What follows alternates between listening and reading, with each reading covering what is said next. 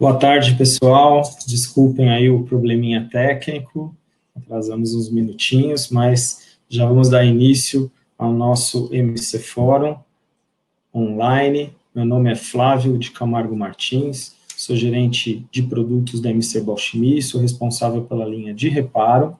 Espero que todos estejam aí me ouvindo.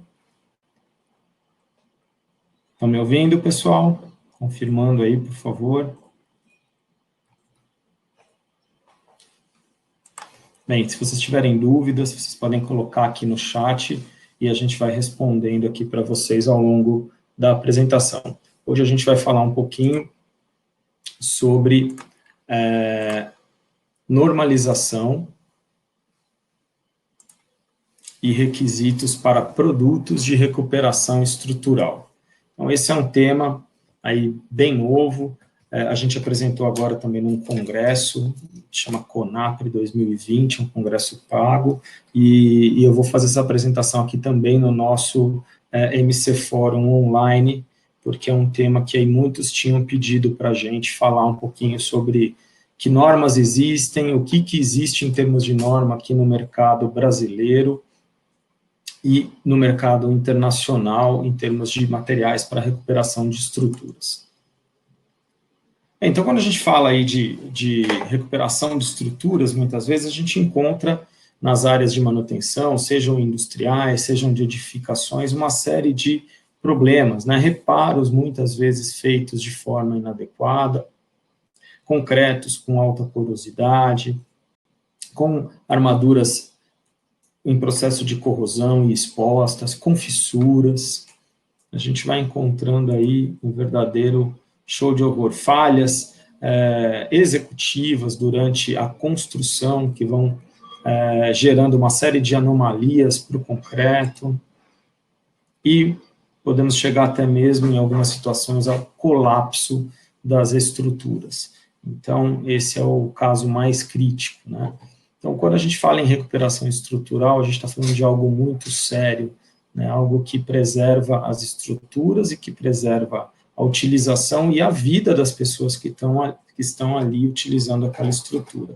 Então, é algo que nós precisamos estar muito atentos com a qualidade dos serviços, com o diagnóstico correto e com materiais também que atendam requisitos mínimos. E é isso aqui que a gente vai falar um pouquinho também.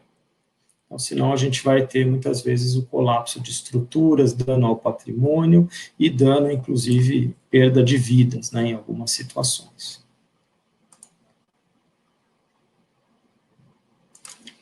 Bem, então, pessoal, muitas vezes o que acontece, a gente reúne um time, né, de especialistas, um time de engenheiros, um time de técnicos, e o pessoal torce para dar certo, né, faz uma reza, chama um padre ali para benzer o santo do concreto, né, para que a estrutura não venha a cair. Mas existem técnicas e existem materiais adequados para fazer uma recuperação correta, né? Então, sempre a gente pode fazer a recuperação da estrutura, mas para isso a gente vai precisar de todo esse conjunto de engenharia, produto, diagnóstico, terapia que vai ser feita para analisar os problemas que estão acontecendo e dar o diagnóstico correto com utilização de produtos que atendam requisitos adequados para restabelecer a integridade da estrutura, restabelecer as condições de uso e prolongar a vida útil. Então, esses são os 3 pilares aí da recuperação estrutural. Primeira coisa que a gente tem que entender, antes de falar de norma, é entender as ações que deterioram essa estrutura, né? Ações que atuam sobre a estrutura e que geram a deterioração. Então, aí são 3 grupos principais, né?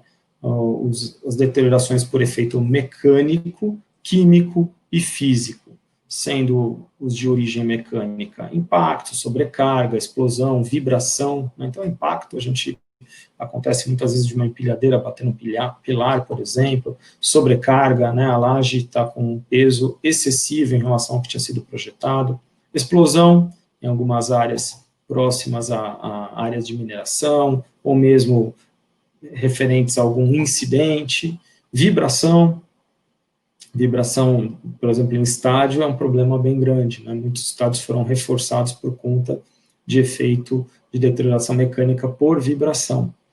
Efeito químico, como a RAA, né, reação álcool agregado, ataque de sulfatos, ácidos e bases, né, muitas vezes a gente vai ter áreas que têm agentes químicos presentes que atacam o concreto, carbonatação, efeito do CO2, ataque de cloretos, tudo isso são agentes químicos que vão deteriorar o concreto. E ataques físicos também, né? Deterioração por efeito físico, variação térmica, calor, frio, essa variação toda vai entrando, fadigando, né, o concreto e todos os materiais também de impermeabilização, a retração do concreto e o efeito de abrasão, principalmente aí em pisos e em áreas que têm contato com a estrutura. Eu tive aqui duas perguntas, deixa eu ver. Eu vou respondendo aqui ao longo da apresentação, tá? A Angélica queria que a gente falasse um pouquinho sobre fibras e aditivos. Angélica, de impermeabilização, eu não vou tratar desse assunto porque a gente vai falar um pouquinho de recuperação mesmo, né? Então, de normas para recuperação. Então, não vai ter espaço para a gente falar de impermeabilização. Mas a gente tem outros MC fóruns, inclusive com o Dr. Holger, com o Lucas, que eles vão abordar tanto aditivos de impermeabilização quanto o uso de fibras. E aí fica atento aí nos nossos canais, que nós vamos ter apresentações específicas sobre isso. O Lucas perguntou aqui quando que a gente vai fazer um escoramento nos reparos. Vou falar um pouquinho mais para frente também, Lucas, mas existem situações que a gente precisa escorar. Em geral, nesses casos, a gente tem que consultar um calculista, né? Mas a maior parte dos patologistas, dos laudos que a gente vê e das análises tecnológicas, né, quando a gente está fazendo uma inspeção da estrutura, é que, em geral, a gente tem que ficar muito atento para já fazer escoramento se houver perda de seção na armadura principal, ou efeito de flambagem na armadura principal por perda de estribos. Então, são os dois fatores principais. Alguns projetistas falam em 10% de perda de seção da armadura principal, outros falam em 20%, aí vai depender muito do cálculo estrutural, dos fatores de segurança, né? Em geral, a gente deve tomar alguns cuidados com a abertura do concreto e liberação das barras, né? Principalmente quando a gente vai fazer reparo e tratamento de corrosão em armadura principal. Isso deve ser feito sempre em trechos. Isso deve estar estabelecido no projeto da recuperação estrutural. Então, vou dar um pouco mais para frente, um pouco mais sobre isso, mas só tentando responder um pouquinho dessas perguntas. Bom, vamos lá. O legal das normas europeias, né, que aqui no Brasil a gente não tem muita coisa sobre essas classes de exposição. A gente tem só uma partezinha na 6118, a norma de projeto de estruturas de concreto, que eu vou mostrar, mas lá fora a gente tem mais coisas, né? Então, lá a gente tem a classificação das exposições. Então, por exemplo, XC, classe de exposição à carbonatação, XD, né, taxalino, XF, né, área de congelamento, XA, ataque químico, XS, água do mar, né, contato com água do mar, XM, abrasão mecânica. E aí a gente mapeia toda a estrutura. Muitas vezes o que acontece? Aqui no Brasil a gente classifica, a área urbana é mais agressivo do que a área rural, a área industrial é mais agressiva, e aí a gente trata através somente de cobrimento de armadura. Lá fora, não. Quando a gente fala de recuperação de estruturas, a gente classifica também toda a estrutura, ela vai ter classes de exposição diferentes, né? Apesar dela estar no ambiente rural ou no ambiente marítimo, tem áreas que ela vai ter exposição aqui a sais, a carbonatação, ataque químico, a abrasão, por exemplo. Então, aqui numa mesma área, você vai ter, por exemplo, aqui nessa parte que tem o caminhão e o carro, né? Você vai ter um XD, por exemplo, aqui, né? Que é um ataque salino, no caso, na Europa, isso é muito comum, área de congelamento, para descongelar eles usam o sal, né? E aí o nível 3, eles têm os níveis, né? Até 4. E o XF, né? Congelamento, por exemplo. Então, ele tem dois efeitos aqui nessa região. No nosso caso, aproximando aqui da nossa situação, né, digamos que aqui eu tenha essa parte aqui dentro, onde eu tenho uma reservação de água. Então, eu tenho XD2, né, água do mar, né, então, aqui o contato com os sais, né, e o XC, carbonatação em toda essa outra área. Então, a gente vai classificando a estrutura e as normas, elas falam das proteções de acordo com cada classe. Ok? Então, só para a gente começar aí separando um pouquinho o que existe lá fora do que nós temos aqui. Aqui a gente tem essa classificação só, né, classes de agressividade ambiental, aí como o concreto tivesse exposto a uma única situação. Então, na área rural e submersa, o ataque é insignificante, na área urbana é moderado, né, 1 e 2, né, que aí não envolve áreas muito agressivas, né, o ataque forte, né, marinha, industrial 1 e 2, e muito forte, industrial 1 e 3, e respingos de maré. E aí a gente tem aí o ataque a condição elevada, né? Então, aqui a gente classifica como estrutura de uma forma geral, né, pela 6118. Né? A gente está olhando muito do ponto de vista do concreto, né, da construção.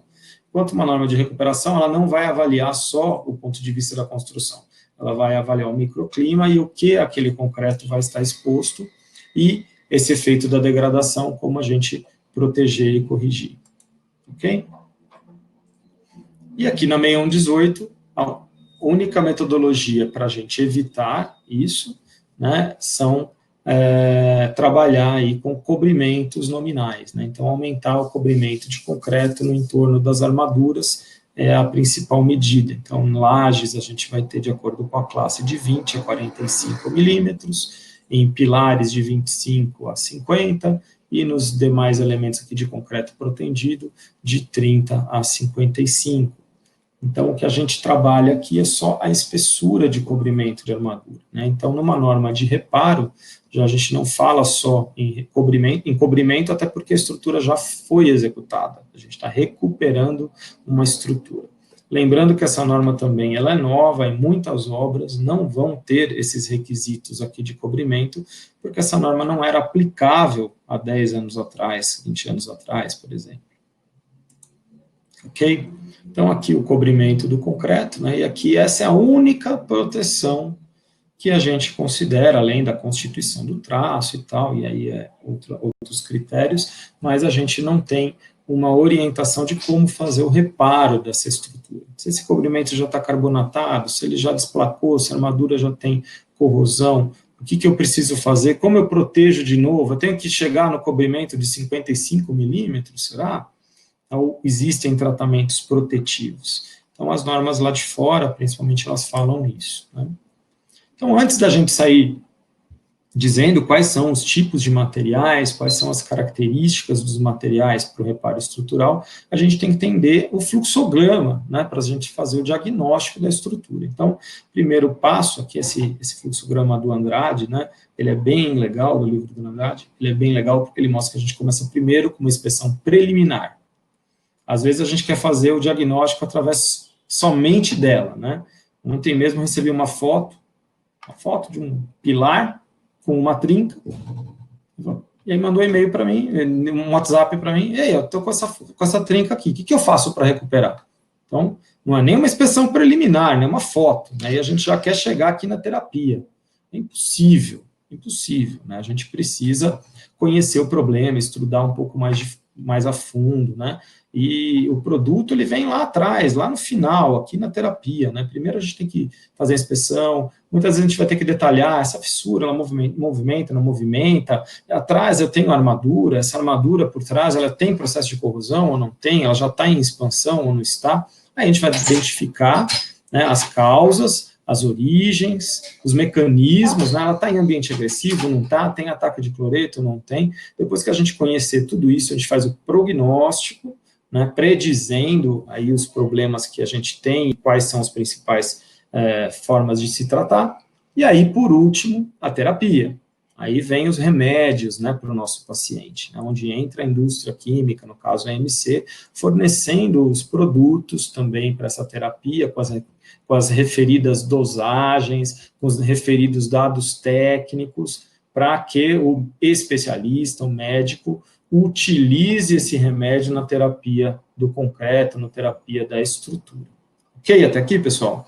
Então, esse é o primeiro passo, né, trabalhar aqui com inspeção preliminar, detalhada, às vezes envolve monitoramento, às vezes envolve ensaios, depois o diagnóstico bem elaborado, e aí, por último, a terapia. Quando a gente queima essas etapas, a gente fatalmente comete erros. E aí, depois, quando uma recuperação é mal sucedida, de quem é a culpa? É do produto, é da foto que não era boa, era da análise que não foi bem feita? Na verdade, a culpa é de todo esse conjunto, né, da gente ter pulado uma série de etapas e querer chegar já na terapia sem conhecer o problema a fundo. Ok? E aqui no Brasil, o que a gente tem? E lá fora, o que a gente tem? Lá fora a gente tem uma norma que é muito boa, que a gente utiliza muito como base na MC, na nossa matriz na Alemanha e aqui no Brasil também, que norteia a recuperação estrutural, que é a EN 1504, a norma de recuperação estrutural europeia, tem versão inclusive em português, né, português de Portugal, mas é tranquilo para a gente entender. E baseado nessa norma, que é uma norma muito completa, a gente tem trabalhado, né, junto com alguns órgãos brasileiros e da América Latina, para desenvolver uma norma brasileira para reparos estruturais e não estruturais. Hoje não existe norma, então nós vamos ver o que muda tendo ou não uma norma. Então hoje nós temos aí a Alcompat junto com o IBRACON, que eles estabeleceram um comitê técnico, o CT 802, o qual eu também sou parte, que ele trata de manutenção e reabilitação de estruturas, e o primeiro grupo de trabalho, o GT01, ele está justamente trabalhando nessas normas, no desenvolvimento da norma brasileira de recuperação de estruturas, e a base para essa norma é a norma europeia, que é o melhor material que a gente tem disponível e comprovadamente eficiente, né, ao longo do tempo. Já é uma norma que já tem bastante tempo, não é uma norma recente, e passou por muitas atualizações ao longo do tempo. Então, para que inventarmos a roda, se a gente pode fazer as devidas adaptações, utilizar muito do que já foi desenvolvido aqui no Brasil. Bom, só para a gente entender um pouquinho o que tem essa norma, né, de recuperação estrutural, quais são as partes? Ela é uma norma gigantesca, ela tem 9 partes. Ela começa falando de definições no escopo geral da recuperação de estruturas, então todos aqueles termos, né, que a gente ouve em palestras, vê em cursos, pós-graduação, falando de recuperação estrutural, tudo isso é colocado aqui na parte 1. Então, o que é patologia, as anomalias, os principais problemas, o que é protetivo, o que é preventivo, e aí vai, né? Tem uma série de definições importantes para o segmento. Depois a gente começa aqui na parte 2, falando dos sistemas de proteção superficial. São aqueles sistemas que vão atuar superficialmente para proteger a estrutura do quê? Daqueles ataques químicos que foram classificados, por isso a classificação é importante. Então, para cada tipo de ataque químico, vão ter requisitos específicos para os produtos. Já a parte 3, ela fala dos materiais de reparo estrutural e não estrutural. Então, são os materiais que vão recompor ou aumentar a seção dos elementos estruturais, né? Então, são os materiais que vão substituir ali ou recompor aquele concreto de recuperação. Depois existem, a parte 4, as colagens estruturais, os adesivos, para fixação de barras, para colagem de materiais de reforço, que a gente vai falar um pouquinho de uma forma rápida. Na parte 5, a gente fala sobre injeção em concreto, então é algo para consolidar a estrutura, tornar novamente monolítica, ou para impedir o acesso de água, infiltrações. Na parte 6, a gente tem ancoragem de barras de armadura, e na parte 7, proteção contra a corrosão de armadura. Então, aqui estão tudo envolvidos os materiais de reparo, nessas 6 partes, né, da 2 até a 7. Depois, na 8ª parte, é o controle de qualidade do fabricante desses materiais, lá os materiais eles são homologados, e aqui também tem a parte do aplicador, né, de quem vai fazer o reparo, aqui os controles de qualidade do aplicador na obra. na parte 10. E na parte 9 são os princípios gerais para a utilização de todos esses materiais aqui. Então, da 2 até a 9 envolvem produtos, e na parte 1, conceitos, e na parte 10, a execução, controle de qualidade da execução. Então, é uma norma super completa, ela vai levar um bom tempo ainda para ela ser desenvolvida no Brasil, mas ela já existe, a gente tem como consultar e tem como implementar isso nas nossas manutenções, nas nossas obras, sejam obras de infraestrutura, sejam obras de saneamento, sejam edificações, é possível você, como projetista ou contratando um projetista, solicitar requisitos já da norma europeia, até porque já existem produtos aqui no Brasil que atendem esses requisitos, né? Isso é uma coisa importante.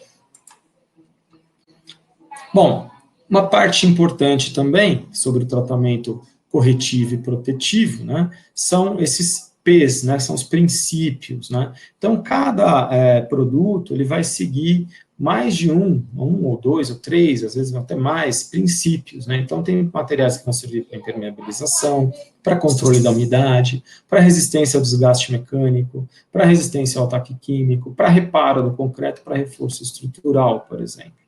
E aí, de acordo com o princípio que vai ser aplicado no reparo, vão ter requisitos específicos para aquele material. Ok? Até aqui, pessoal? Outros princípios, né? Restaurar a passividade da armadura, aumento da resistividade do concreto, proteção catódica, controle das áreas catódicas e controle das áreas anódicas. Então, tem bastante princípios aí para que a gente possa implementar requisitos para os materiais.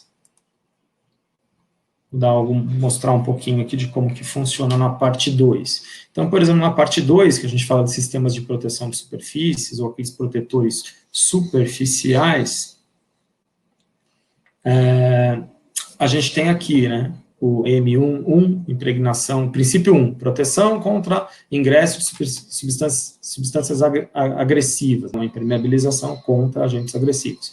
Então, a gente tem 4 opções aqui de materiais que podem ser usados com esse princípio. E se ele atende esse princípio, ele vai ter alguns ensaios que ele deve atender em termos de requisito. Então, impregnação com hidrofugantes, impregnação com selador ou verniz, recobrimento de fissuras com pintura localizada, formação de juntas com selantes, coisas que a gente até já utiliza aqui no Brasil, conhece, mas que a gente não sabe, muitas vezes, o desempenho do produto e a gente desconhece desta forma.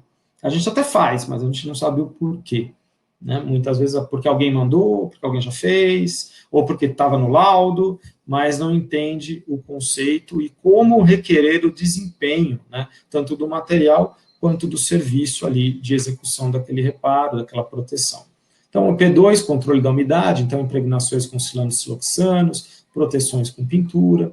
O P5, né, resistência a desgaste mecânico, então revestimento cimentício, epóxi ou poliuretano, ou endurecedores de superfície, então são dois diferentes, cada um vai ter a sua forma de aplicação e os seus requisitos, de acordo com a característica do sistema.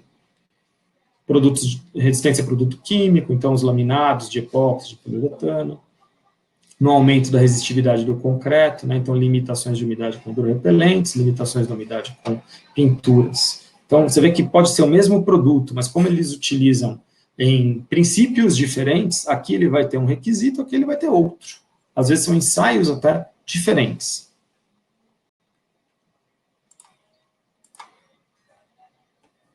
Então, aqui para o princípio P1, a gente tem aqui, então é mais ou menos o que eu já falei, né, as 3 opções, né, e cada um vai ter uma letra, né, e cada letra ali a gente vai associar depois numa tabela dos ensaios e requisitos que são obrigatórios e os que são desejáveis sobre algumas situações. Então, vamos falar um pouquinho da impregnação hidrofóbica. Então, esse é um dos materiais para reparo. A gente chama aqui de hidrorrepelentes, né, no Brasil. Então, existem vários tipos, a MC tem um hidrorrepelente que atende a norma europeia. Então, tratamento superficial do concreto, produz uma superfície repelente à água, então ela cria aqui uma repulsão às moléculas da água, de forma que quando a água encontra aqui, ele muda o ângulo de tensão superficial da água, ele age por impregnação, né? Então ele vai criar uma impregnação aqui na superfície de concreto, vai mudar o ângulo o ângulo de tensão superficial da molécula de água, e a água não consegue penetrar no concreto e nem nos poros que vão estar abertos. Então, esse é um sistema que não forma filme, né? Então ele só age por alteração da tensão superficial do substrato e só atua em relação à água em forma líquida, permite a evaporação da água do interior do concreto. Então, para restauros, para concretos com muita umidade, ele é bem interessante também. Então, são os impregnantes hidrofóbicos, né, à base de silano ou siloxano ou silano-siloxanos.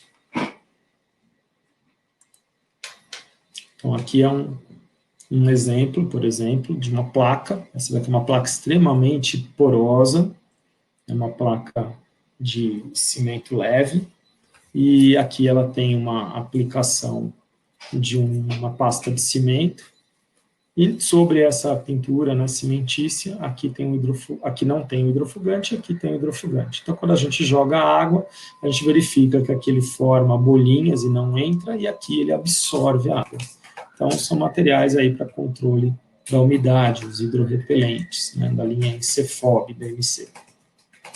Aí a gente tem a impregnação não hidrofóbica. Então, já é um tratamento superficial que reduz a porosidade, aumenta a dureza, né, age aí no interior dos poros capilares, né, onde ele vai preencher parcial ou completamente esses poros. Ele pode ter a formação de um filme contínuo ou não contínuo, depende da característica, e, em geral, vai alterar a aparência do concreto. Então, aí são os silicatos, a gente chama também dos endurecedores, e outros produtos de polímeros orgânicos, né? Alguns seladores acrílicos, eles vão ter essa característica do I, né, que é a impregnação não hidrofóbica. Ele age por impregnação, ele não vai formar um filme contínuo, mas ele também não vai fechar totalmente os poros. Então, esses são dois princípios diferentes. Então, aqui a linha, por exemplo, dos vernizes de baixa espessura, né, dos seladores. E aí, por último, o R, que são os revestimentos.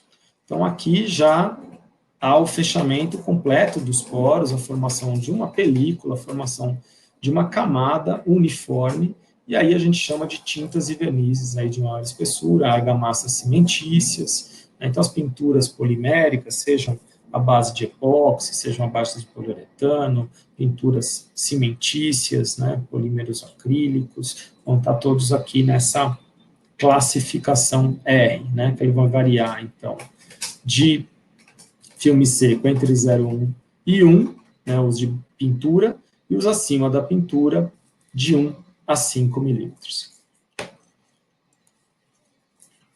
Então, aqui, por exemplo, uma peça com imprimação, e aqui a aplicação, por exemplo, de um revestimento polimérico à base de epóxi,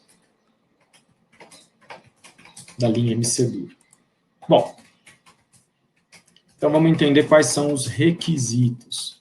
Então, para esses materiais aqui, a gente vai ter, para cada tipo, né, você vai ter aqui, ó, proteção contra o ingresso, controle da umidade, tá com H, né, porque é português de Portugal, resistência física, e aí você vai ter outros critérios. Para cada um dessas características de desempenho, tem os métodos lá, lembra que tinha atrás aqui os métodos anteriormente, 1.1, 1.2, então você vai ter alguns ensaios, né, então o que está em pretinho e o que está em branco, então o preto são ensaios obrigatórios, né, requisitos obrigatórios, e o que está em branco são desejáveis para algumas aplicações.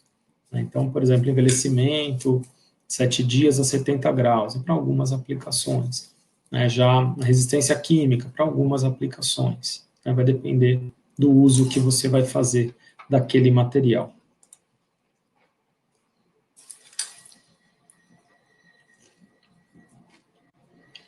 Bom, aqui, pessoal, é o término da tabela, só para vocês verem como tem muitos requisitos, né?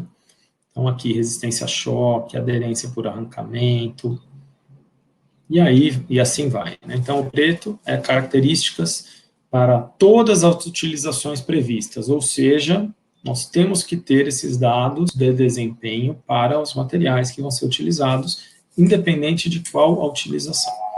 E aí, em branquinho aqui, né, o quadrado branco, né, características para certas utilizações previstas dentro do campo de aplicação da norma, em outras tabelas. Então, é uma norma super completa, e aí começa a gente ver o quanto a gente tem que evoluir aqui no Brasil, né, porque a gente não tem ainda nada disso. Então, muitas vezes, como que eu comparo, né, um material de proteção, né, só para a gente exemplificar. Muitas vezes vai buscar isso na ficha técnica do fabricante. Tem ficha técnica que é extremamente qualitativa, ou seja, ela apresenta apenas dados que não são numéricos. Excelente resistência a cloretos, ótima resistência à umidade, né, excelente aderência sobre o substrato, né, mas não colocam qual método, qual é a norma que foi ensaiado, qual o número, né, que a gente tem, como a gente mensura isso, né? E aqui, a norma europeia, não, para cada ensaio aqui, a gente vai ter um método de ensaio e os requisitos desejáveis, ok? Então, isso muda bastante a nossa análise em termos de produtos. O material vai ser disponibilizado, sim, Lisandro, depois pela equipe de marketing para quem solicitar, tá? Vocês podem mandar um e-mail para marketing@mc e a gente vai enviar para vocês. Bem, pessoal, acho que eu não respondi todas. Algumas perguntas eu vi aqui, mas eu vou responder um pouquinho mais para frente, para não perder aqui a sequência, tá bom? Quando a gente começar a falar de produto, eu entro em mais algumas coisas. Bom, na parte 3, pessoal, a gente vai ter reparos estruturais e não estruturais. Então, aqui vão os materiais para recomposição do concreto, para restaurar ou substituir o concreto defeituoso ou contaminado e proteger as armaduras, né? Eles vão ter a dupla função aqui.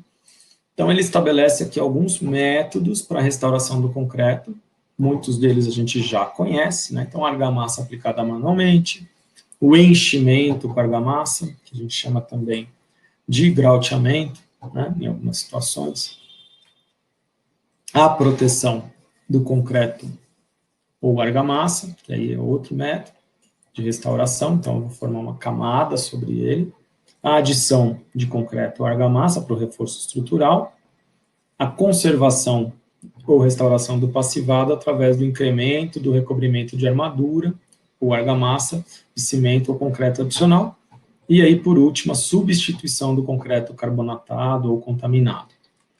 Então, esses são os princípios para o reparo estrutural. Então, a gente tem que entender qual é o princípio que a gente vai utilizar para que a gente possa estabelecer os critérios e requisitos. Essa tabela aqui, pessoal, é uma tabela de requisitos para o reparo estrutural. Antes de eu explicar a tabela, deixa eu ver aqui algumas perguntas. Falar sobre cristalização versus barreira de proteção catódica. Eu não vou entrar muito nesse assunto hoje, Lucas, mas eu te respondo depois, separadamente. No final tem o meu e-mail e a gente pode conversar, que é um assunto longo. Procedimentos para obter uma boa cura do concreto em um reparo com o uso de formas. Bom, primeira coisa para fazer uma boa cura do concreto é a gente tem dois métodos de forma, Angélica, para fazer a cura. Ou você faz a cura úmida, ou você faz a cura química. Em algumas situações, a gente faz, inclusive, as duas. Né? Em algumas áreas de pavimento, onde você tem um efeito de vento muito forte, até é legal, você faz um primeiro molhamento, ou faz logo a cura química e depois coloca uma manta de cura. Então, vai depender muito da exposição e da condição que aquele concreto vai estar exposto. Então, concretos sujeitos a sol e vento, eles são mais suscetíveis a precisar de uma cura mais reforçada. A cura mais simples que tem é o molhamento a cada 2 horas, né? O que, num concreto que está com a forma, é praticamente impossível de se fazer. Você molha a forma para tentar manter a água lá dentro, né? Essa é a melhor forma. Outra forma que se faz também é você fazer uma manta, colocar uma manta de cura, né, no concreto assim que você desforma.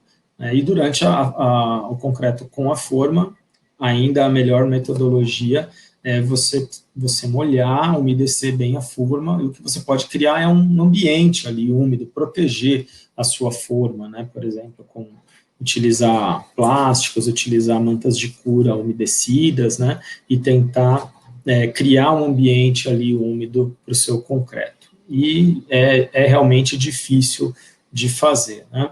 Agora, no caso do reparo, em geral, quando a gente faz o reparo, em geral eu indico ou a cura química, e aí existem materiais de cura à base de base polimérica, que não usam parafina, que aí não vão atrapalhar a aderência de revestimento posterior, ou então a gente já, como eles são materiais de resistência rápida, geralmente você tira a forma em um dia, ou a gente usa as mantas geotêxteis, né, as mantas de cura, molhando a cada 8 horas. Em algumas situações eu já fiz os dois juntos, né? Tirei a forma do grauteamento ou da argamassa de estrutural de recomposição, mas era um ambiente quente, né, um ambiente com vento, e aí a gente protegeu ela com a cura química logo de cara e já envelopou ela com geotêxtil e fez um umedecimento aí a cada 8 horas, mais ou menos, que é o normal para você conseguir manter a umidade, tá? Isso é super importante que a Angélica falou, porque muitas vezes a gente tem problemas no reparo por conta de falha de cura, né? Por não curar o material de reparo adequadamente. Mas às vezes os problemas de fissura em material de reparo são outros. Às vezes podem ser dosagem de água, pode ser falta de umedecimento da base, pode ser geometria do reparo errada, pode ser o corte do concreto de forma errada para recompor depois. Então, existem algumas técnicas que devem ser aplicadas. Existe lá no mesmo canal que vocês acessaram, vão acessar depois no YouTube, onde vai estar essa palestra também. A gente tem uma palestra só sobre recuperação estrutural, onde eu falo um pouquinho sobre essas técnicas, ok? Aí vocês podem assistir lá, ela está disponível. Bom, as exigências que a gente tem, então, para o reparo estrutural. A norma classifica em classe R3 e R4. A classe R3, a gente tem um primeiro requisito aqui, que é de resistência à compressão, 25 MPa, e a classe R4, 45. As outras duas classes, elas são para reparos não estruturais, ou seja, áreas que não vão transmitir a carga, ok? Então, reparo superficial, às vezes um reparo estético. Aí as resistências são mais baixas. Quando a gente tem um requisito do material de reparo, por uma compra ou por uma especificação, às vezes é só isso daqui. É só a resistência à compressão. Gente, isso é muito pouco para o material de reparo. A resistência seria o mínimo para ele transmitir carga. Se não tiver resistência, ele não deveria ser chamado de estrutural. E hoje, qual que é o problema, pessoal? O problema é que, se um fabricante diz que o material dele é estrutural, como nós não temos norma brasileira, ele não tem que atender nada disso. Então, hoje eu vejo o pessoal falando de grout, e a gente pega grout que não chega a 20 MPa. E isso acontece. Isso acontece, infelizmente. Por quê? Porque nós não temos nenhuma normalização, nenhum requisito para o material de reparo. Então, mesmo o básico, que seria uma resistência à compressão, muitas vezes ela não é atendida, ou muitas vezes o material ele é falado argamassa estrutural. Aí você olha a ficha técnica, não tem nem a requisito de resistência à compressão, nem o dado da resistência à compressão. Teor de cloreto.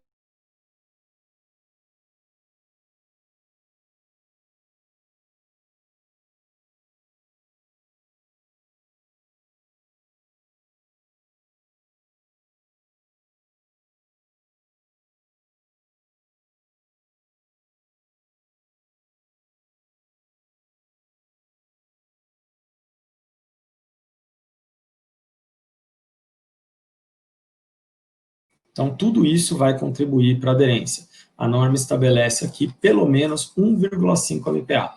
Outro dia eu fui fazer uma análise de uma estrutura para indicar um produto, né? O pessoal chamou já a gente da MC Bauchimie, olhamos o concreto, primeira coisa que eu pedi, eu achei o concreto fraco, superficialmente a gente via que ele não estava legal.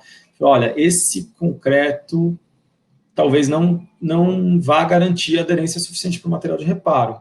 Sugiro fazer um arrancamento na superfície de concreto. O cara ficou meio bravo, falou, poxa, mas como assim?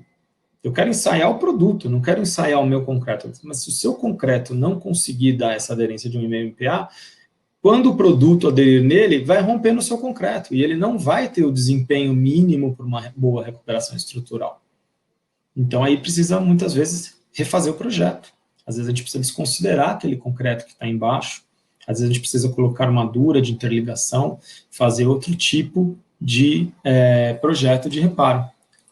Então, isso é uma coisa muito importante.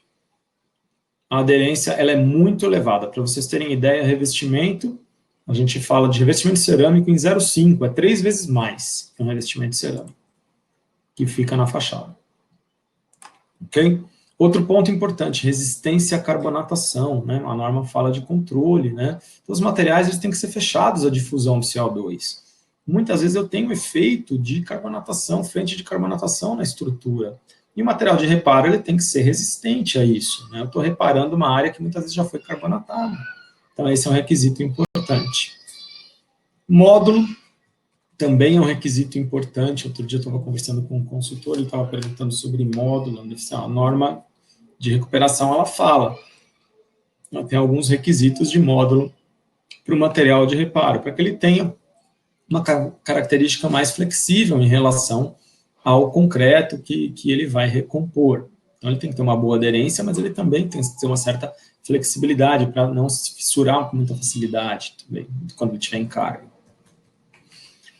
E aí a aderência, pessoal, não é inicial só, existe aderência pós-ciclo, né? Você vê que ela não perde nada, ela tem que ser a mesma, após gelo e gelo, após choque térmico, após ciclo de calor seco, e uma baixa absorção capilar, né? Não pode ser um material poroso, né? A gente está recuperando uma estrutura, uma área que muitas vezes vai estar em contato com as armaduras, né? Então eu tenho que ter um material que tenha baixa absorção capilar. Então esses são os requisitos básicos de um material de reparo. Então hoje no Brasil, quando a gente fala que o produto é estrutural, ele deveria ter pelo menos esses requisitos. Essa é a ideia de uma norma brasileira, estabelecer os requisitos mínimos para os produtos de recuperação estrutural.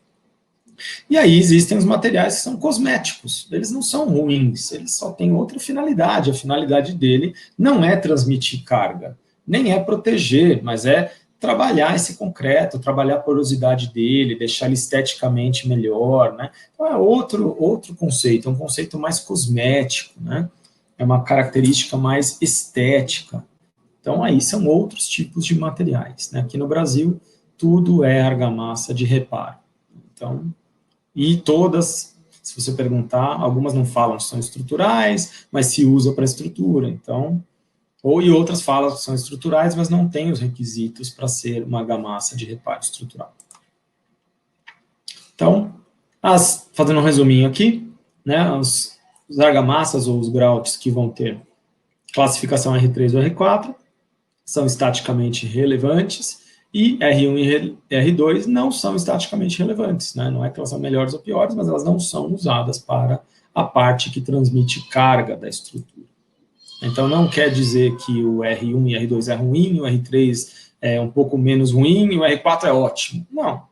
Cada um vai ser para a sua situação de utilização. O R4, onde a gente tem alta resistência, onde o concreto está submetido a fortes cargas, o R3, cargas médias, e o R1 e R2, onde a gente vai só reparar a superfície, né? Não tem uma função de transferência de carga. Ok? E aí vou mostrar um estudo de caso aqui, sobre groutes, né? Só de bater o olho aqui, ó, é tudo grout, né? Tudo grout estrutural, né? A gente vai lá, compra, pede a resistência à compressão, quando muito, e o resto a gente compara preço, né? Chega na obra, são materiais completamente diferentes, até o aspecto deles, a aplicabilidade diferente. Então, existem muitas diferenças entre materiais. Primeira coisa, procedimentos de mistura, né? Então, o grout tem que ser misturado corretamente. O ideal é utilizar misturadores mecânicos. O grout não se mistura em betoneira, né? São materiais que precisam de energia de mistura para que os aditivos consigam agir, abrir a fluidez sem que a gente precise adicionar uma quantidade muito grande de água. Então, misturador, o grout ele tem que ser homogêneo, né, tem que estar uma boa distribuição dos seus agregados, não pode exudar com uma baixa formação de água, e ele não pode estabelecer slump, ele tem que ter flow, né, é um material fluido. Então, a primeira coisa errada aqui no nosso mercado é a gente chamar de grout TICS. Né? Grout é um material fluido, é um material que apresenta flow. Então, não existe grout tixotrópico, grout seco. Não é grout, é uma argamassa de reparo.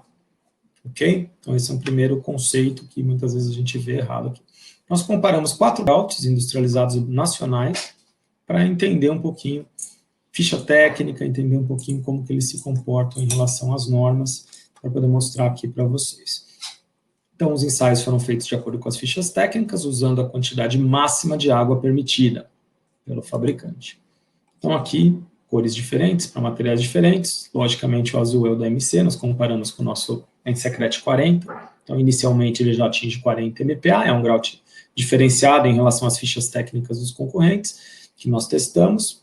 No final, eles atingiam 40, e aqui a gente atinge em torno de 70. Isso aqui é comparativo só de ficha técnica, mas isso não vale, né? A gente tem que fazer uns ensaios para avaliar se realmente os materiais vão apresentar esses requisitos. Aqui o ensaio do material, então esse daqui atingiu, lógico. Alguns deles, esse vermelhinho que ele atingiu também, até superou um pouquinho o que ele tinha colocado em ficha técnica.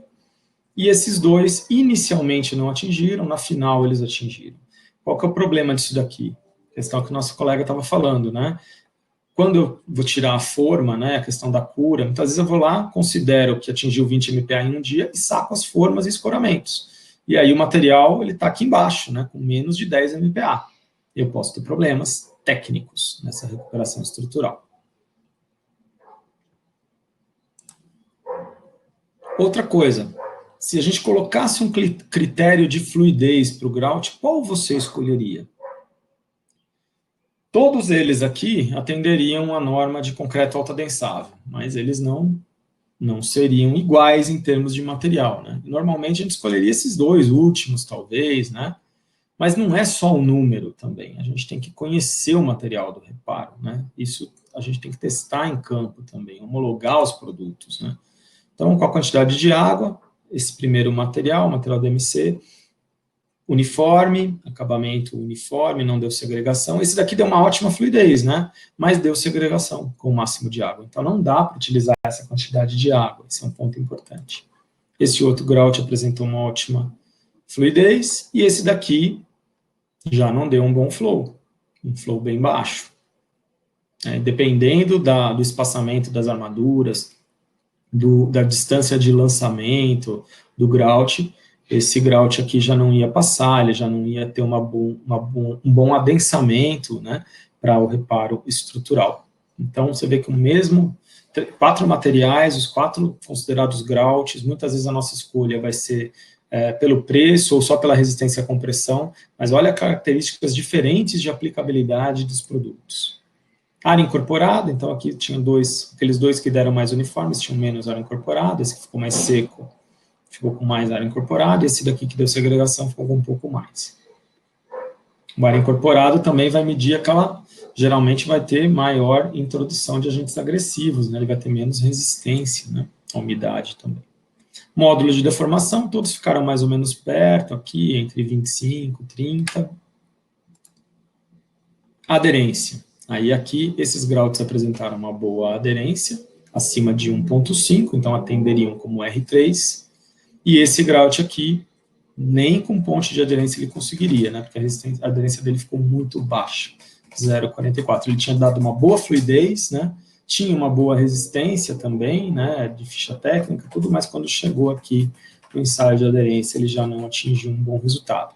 E não é só olhar o número, é olhar onde rompeu também. Qual a interface de ruptura? Então, o primeiro grout, comparando com o segundo, a ruptura foi no substrato. Então, o substrato estava nesse limite aí de 1.6, 1.5, né? Enquanto o segundo, ele deu na interface entre o grout e o substrato. Então, aqui a gente vê que chegamos no limite do material. Ele não vai passar muito disso. Ok? Até aqui, pessoal? Então, concluindo esse estudo, né, que a gente apresentou em um congresso, nem todo produto é genérico, nem todo produto é similar, né? Nós não temos um órgão, apesar de nós falarmos que nós produzimos remédios para o concreto, não existe medicamento genérico na nossa área, né? Genérico tem que ter o mesmo princípio ativo, tem que ter a mesma dosagem, a mesma forma, o mesmo desempenho, que é a referência do remédio padrão. Nós não temos uma Anvisa, nem uma norma. Então, falar que o material é similar ao outro, né, não quer dizer nada, tecnicamente. Em termos de engenharia, em termos de requisitos, eles podem ser materiais completamente diferentes. Por isso, como nós não temos requisitos, a gente pode se apoiar nos requisitos da norma europeia, nas fichas técnicas daqueles materiais sérios que declaram as características técnicas dos seus produtos. Ok? Deixa eu dar uma olhadinha aqui no chat, teve algumas perguntas.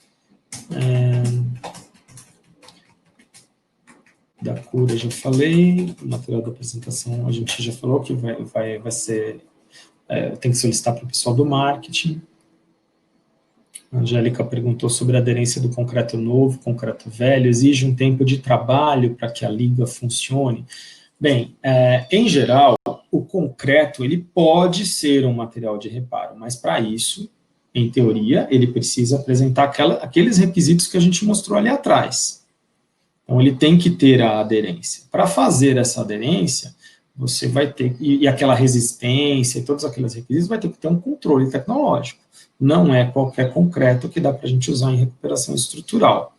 Então, por isso, muitas vezes a gente fala dos materiais industrializados, porque a gente tem um controle muito maior. O concreto, muitas vezes, o nosso único controle é o da concreteira, né? Então, para uma obra nova, ok, beleza, mas para um reparo, ele já tem algumas dificuldades de utilização. Fora que o concreto ele tem agregados maiores, e o reparo, muitas vezes, eu não tenho espaço para poder lançar esse material com os agregados normais. Eu preciso de agregados menores para que ele possa passar aquela taxa alta de armadura, às vezes com um reparo de 5 centímetros, né? Então o concreto não vai conseguir. Agora, os materiais de reparo, eles podem ter a aderência aí, R3, como eu mostrei ali nos ensaios, né? Mas eles podem garantir uma aderência maior com o uso da ponte de aderência. Eu vou falar na sequência aqui, tá? E aí existem algumas opções de ponte de aderência, e aí cada uma vai ter a sua característica, eu vou falar um pouquinho mais para frente. O Jackson perguntou aqui sobre quando a necessidade de reforço de armadura por perda de seção, qual o comprimento técnico de transpasse adotado por norma entre as barras. O ideal é sempre, nesse caso, Jackson, ter um calculista junto com o laudo da recuperação estrutural. Eu já vi situações onde se pede transpasse de 20, eu já vi situações onde 20 vezes o diâmetro, 10 vezes o diâmetro, e aí vai variar de acordo com o projeto, de acordo com a situação. Tá? Mas, em geral, vão ser essas duas referências o que a gente mais vê. Mas aí o ideal é sempre o calculista estar junto fazendo a indicação, até porque ele vai recalcular essa estrutura toda, né? Milton perguntou para eu comentar um pouquinho sobre anodos para proteção catódica. Eu vou falar um pouquinho mais para frente, Milton, mas eu vou falar de uma forma bem rápida. Nessa outra palestra que tem, lá sobre recuperação estrutural, eu falo mais sobre os inibidores de corrosão. Eu não vou falar muito dos anodos para proteção, mas eu falo um pouquinho dos inibidores de corrosão. Então, são algumas técnicas que as normas também indicam, né, para tratamento de corrosão. Aqui eu vou falar mais das proteções e das recomposições, tá? Bom, aí nós temos, na linha DMC, uma variedade gigante de grouts disponíveis. Se a gente olhar só a compressão, tem para todos os gostos, né? Mas a questão não é só a compressão, né? Tem todos aqueles requisitos que a gente falou, e além disso tem características diferentes. Então a gente tem desde um grout mais básico, um R3, até um Secret 40, que já é um grout de alta precisão, com controle de retração. Um Secret 50, toda essa linha 50 são microconcretos, são materiais fluidos também, mas diferentes do grout, eles vão trabalhar com espessuras maiores de recomposição, porque eles têm agregados maiores, então para reparos mais profundos. Então, desde o Ensecret 50, o Ensecret 50 Plus, ele tem uma resistência a sulfatos, então ele já tem uma formulação especial para áreas de saneamento, áreas de proteção química. O 50 Fast, ele já vai ter uma característica de liberação rápida, ele vai garantir aí em 2 horas 20 MPa, então a gente faz muito reparo em piso, reparo em praça de pedágio, em fixações, às vezes de base de pré-fabricados, né, que você precisa liberar muito rápido, tem uma operação com guindaste, você precisa selar aquela área e proteger, então são áreas que você precisa de uma liberação muito rápida, então esse daqui é um material fluido, um microconcreto,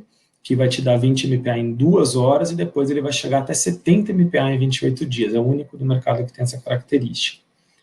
O Ensecret 80 é um grout de maior tempo de fluidez, ele é para bombeamentos muito altos, a gente usa muito ele para linha de energia eólica, com grouteamentos em topo de torres eólicas, você precisa bombear aí 100, 80 metros, ou faz lançamentos, né, sem segregação de até 20 metros, né, sem ter anteparo, né, então ele é um material muito coeso e que tem altas resistências e um tempo de fluidez maior. Normalmente os groutes, os microconcretos, eles vão ter uma fluidez em torno de 30, 40 minutos, enquanto essa linha aqui ela vai te dar em torno de 90 minutos. Então é um material aí especial para algumas situações.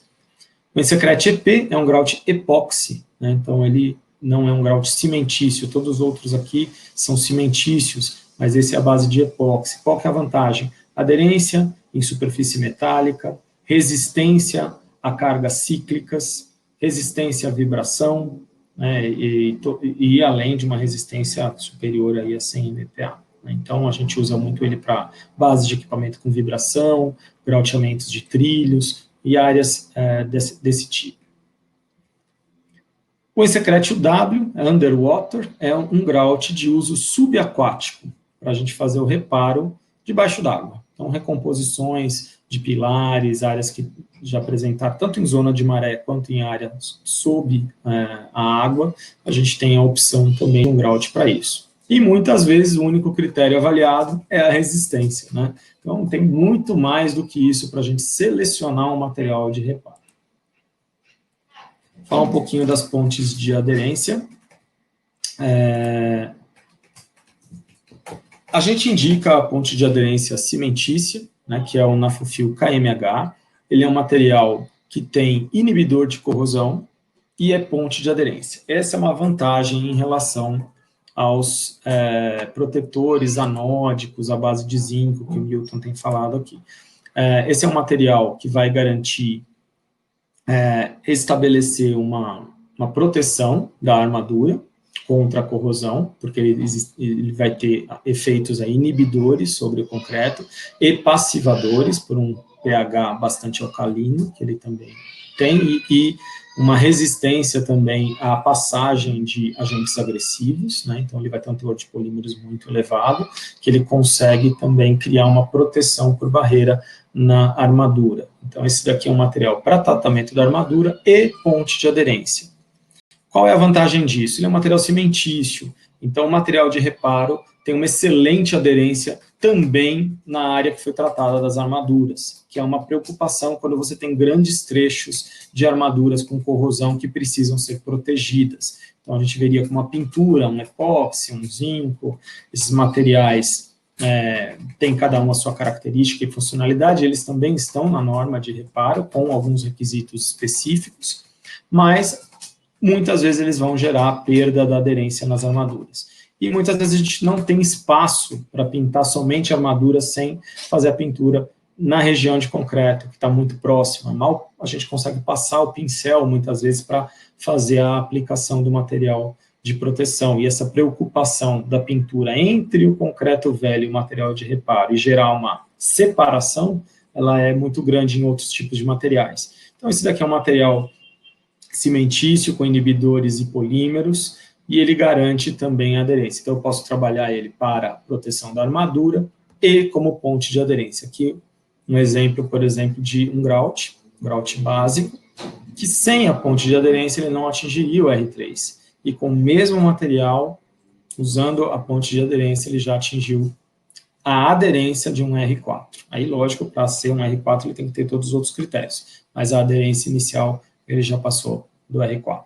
Então, esse é um ponto importante, a ponte de aderência ela é sempre indicada nos materiais de reparo, sejam grouts, sejam argamassas, exceto se o material tiver uma característica que consegue sozinho ultrapassar 1.5, que aí existem poucos materiais que têm essa característica, eu vou falar de um deles.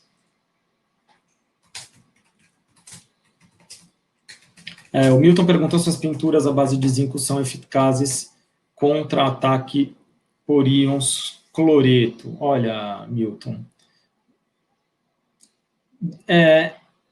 em geral, elas vão criar uma região, elas vão trabalhar por proteção catódica, né? Então, não é o caso da proteção por íon cloreto. Ela não vai atuar diretamente. Mas a maioria dessas pinturas, elas vão ter outro material junto, às vezes um epóxi, às vezes um acrilato, que aí vão criar uma certa barreira de proteção contra o íon cloreto, ok? Então, vai depender muito da característica do material. Outra pergunta aqui, o Nafio KMH agora se chama Zentrifix? Não, ao contrário, Angélica. Eu coloquei aqui o nome novo. Como esse ensaio é anterior, toda a nossa linha de argamassas de reparo, hoje ela chama Nafufil, é uma adequação com a nomenclatura internacional, até por conta dos nossos ensaios lá fora de homologação da norma europeia. Então, todos os materiais, sejam aqui no Chile, na MC da Alemanha, da Espanha e de outros países, todos eles agora têm o mesmo nome. Então, toda a linha de argamassa estrutural para reparo nossa passou a se chamar Nafufil.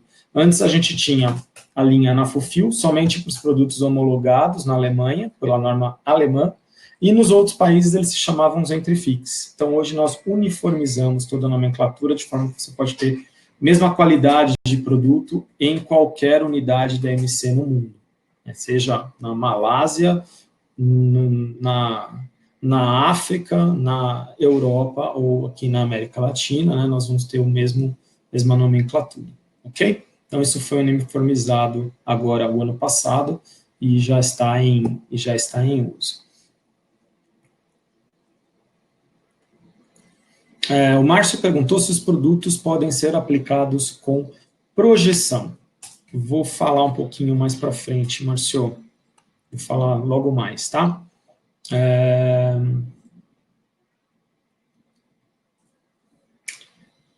Deixa eu responder mais uma pergunta do Milton aqui. Em situação de que o cobrimento do elemento estrutural não atende à norma, o que fazer para recuperar com garantia?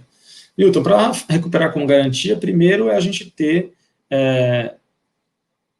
se eu tenho um problema de cobrimento, mas eu não tenho ainda o problema estrutural da armadura com corrosão ou perda, a gente vai ter que fazer uma recomposição do cobrimento.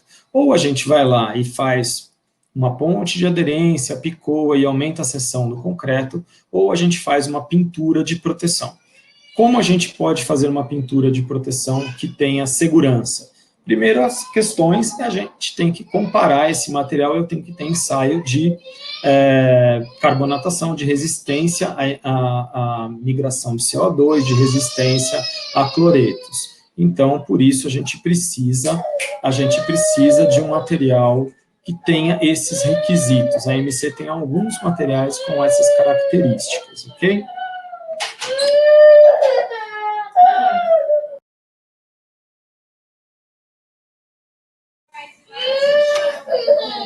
Bom, pessoal, então, vamos lá. Tive uma pausa aqui, que a gente está fazendo todo mundo trabalho confinado, e aí temos criança em casa.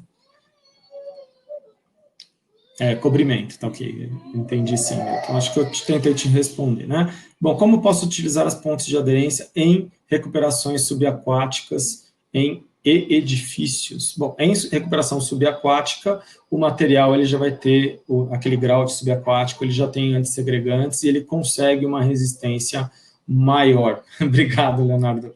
Obrigado, Giovanni.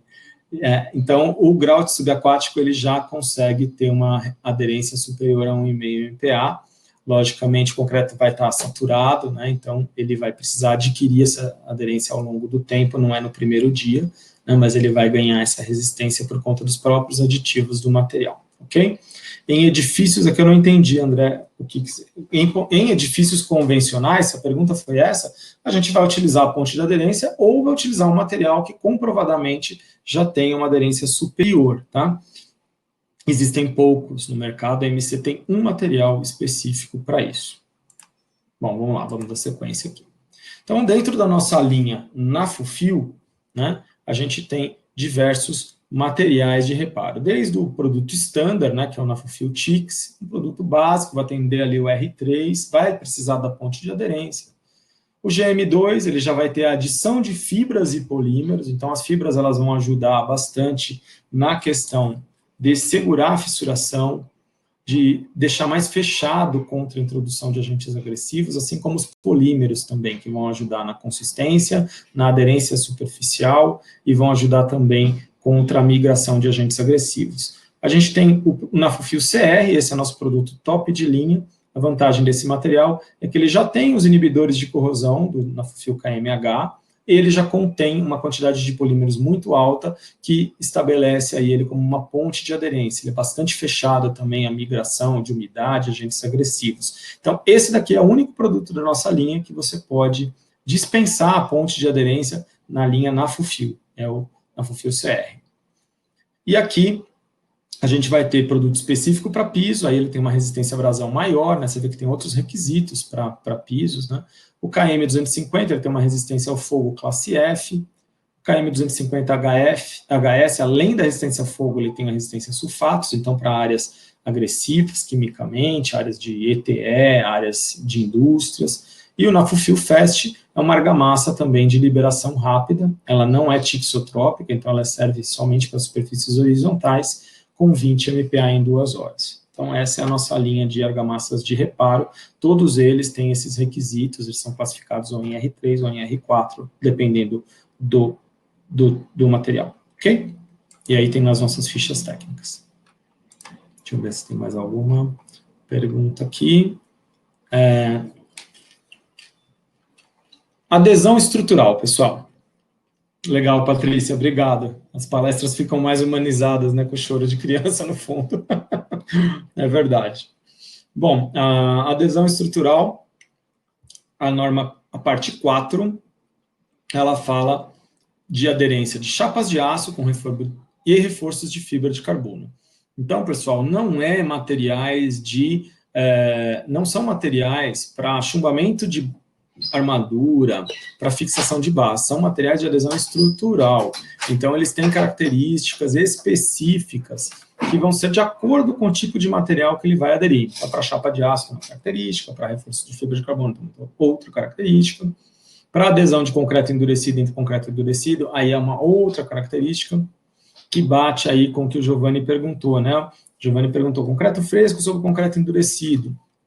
Existem duas formas de você fazer a aderência disso, tá?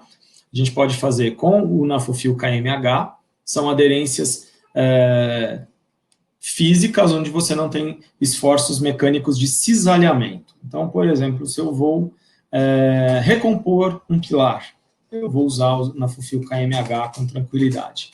Se eu vou dar uma complementação numa laje ou numa viga, então eu vou ter um esforço de cisalhamento.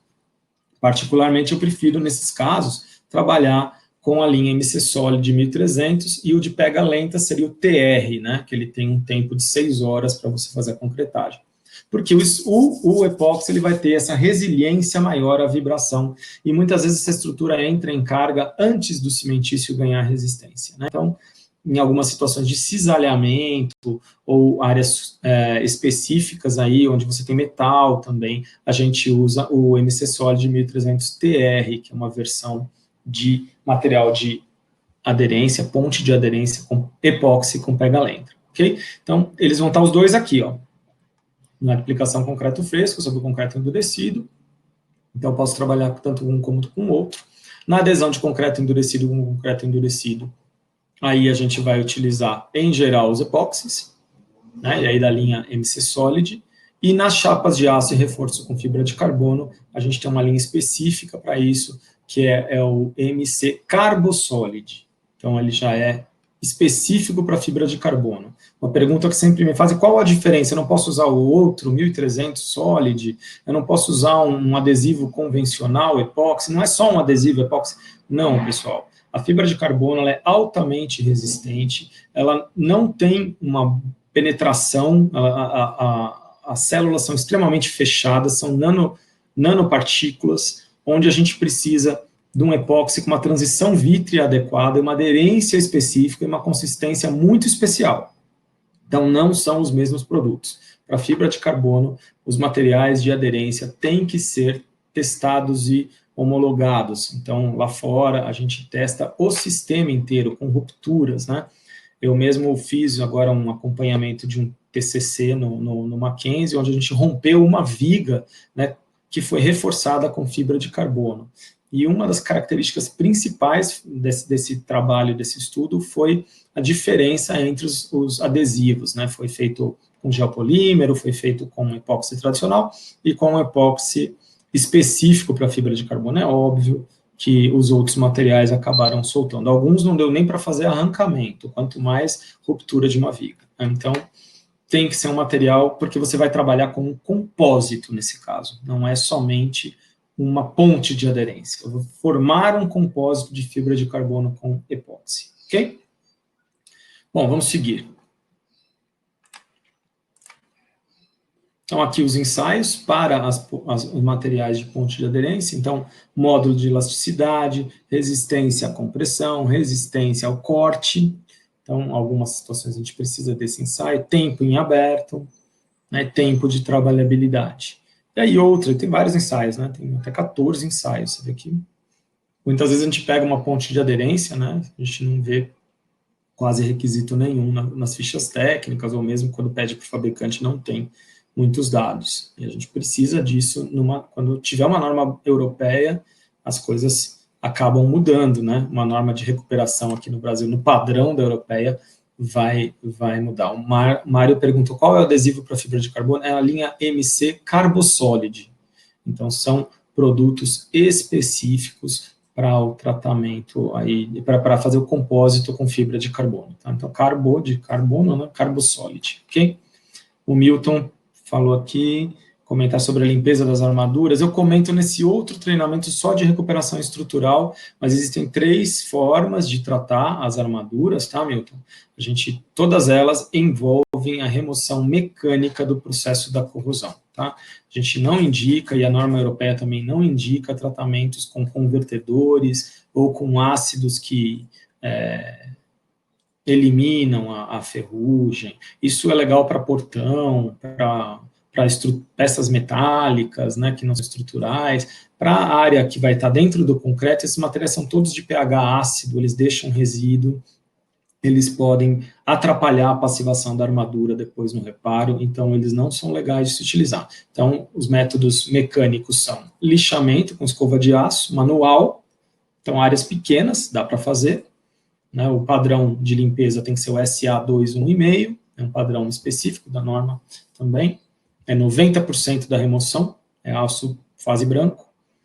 Depois, outro tratamento seria por projeção de material abrasivo, então projeção com jateamento, às vezes com água e agente abrasivo, tem regiões que a gente consegue fazer, regiões que não dá para fazer pelas questões ambientais, e o lixamento mecânico, né, com escovas de aço mecânico. Então, existem esses 3 tipos aí que a gente pode obter essa condição SA215. Okay? Depois disso, aí sim, o inibidor de corrosão, aí sim o material de reparo. Okay? É importante a pergunta que ele fez, para a gente não passar batido e falar que é só o material. Tem todo um preparo para chegar no reparo, né? O material é o último passo. Tá, então, aí a gente tem também a linha de adesivos da MC, que eu já comentei, então vou passar bem rápido. A gente tem o material mais fluido, que é o MC Solid 1300, para pontos de aderência, a gente tem em torno de 1 hora de tempo de aplicação. É um material fluido, a gente aplica com pincel ou com desempenadeira, né, para fazer algumas ancoragens de barra também, né, sobre superfície horizontal ou sobre superfície vertical um pouco inclinada. A gente tem a versão tixotrópica, que é o MC Solid 1300TX, são adesivos epóxis de alto desempenho, né, para chumbamento de armadura, para fazer colagens de peças, né. Então, aqui um exemplo da aplicação. Essa profundidade de ancoragem que a gente estava falando ali atrás, né, isso vai depender de acordo com o projeto, né, em geral, vai de 5 a 20 vezes o diâmetro da barra. Então, a gente pode também fazer o chumbamento de outros elementos, né, de instalações, por exemplo, com eles, ou de elementos estruturais. A linha 1300 tem a versão TR, né, então ele é de pega lenta, a gente consegue trabalhar com ele por 6 horas, ele é fluido, geralmente a gente usa para ponte de aderência, concreto velho, concreto novo, ou material de reparo em áreas que você precisa criar também uma barreira. Em algumas situações, concreto contaminado, a gente também usa ele como ponte de aderência, fazendo, além da ponte, uma barreira contra o cloreto que está lá dentro da estrutura, por exemplo, quando a gente não consegue fazer a remoção. Ok, pessoal, então, concluindo, falei um pouquinho de todos os materiais, né, para fazer uma recuperação estrutural de qualidade, além de toda a parte, né, da inspeção, do diagnóstico, nós temos que melhorar os nossos critérios de seleção para os produtos, né. Como nós não temos uma normalização brasileira, às vezes a gente acaba comparando coisas muito diferentes, até em requisitos e muitas vezes até em preços muito diferentes. Ah, por que tal material é tão caro? Será que o requisito ele tem requisitos diferentes? Então, a gente precisa começar a fazer um pouco mais de engenharia nessa parte da recuperação da estrutura, para a gente ter segurança dos materiais que a gente está adquirindo, né? Então, o que eu deixo aqui de recado final, que nós precisamos avançar com a norma brasileira de recuperação estrutural, para que a gente tenha esses critérios implementados e com requisitos legais, né, porque a norma está amparada também no Código de Defesa do Consumidor. Então, tudo isso é muito importante para que a gente tenha segurança para a recuperação da estrutura, ok? Enquanto a gente não tem, a gente utiliza materiais de origem comprovada e materiais que atendem normas internacionais, onde você possa ter uma confiabilidade boa, requisitos e parâmetros adequados. Ok, pessoal? Quem quiser saber um pouco mais sobre recuperação estrutural, no nosso próprio canal do YouTube tem lá uma palestra falando exatamente das metodologias de execução, convido vocês também a assistirem, agradeço a presença de todos, o ano da 1504 de 2008, Mário, sim, é 2008, tá? Muito obrigado, pessoal, nós vamos encerrando por aqui estão os meus contatos, meu e-mail, se vocês não tiverem o e-mail do marketing, o mesmo começo do meu aqui, só que é o mesmo final do meu, só que o começo é marketing@mcbauchimie.com.br, vocês podem solicitar a apresentação ou algum material complementar que vocês precisarem, tem bastante coisa também no nosso site, e nós estamos à disposição para auxiliá-los aí no que vocês precisam, ok? Muito obrigado e até a próxima. Valeu, pessoal.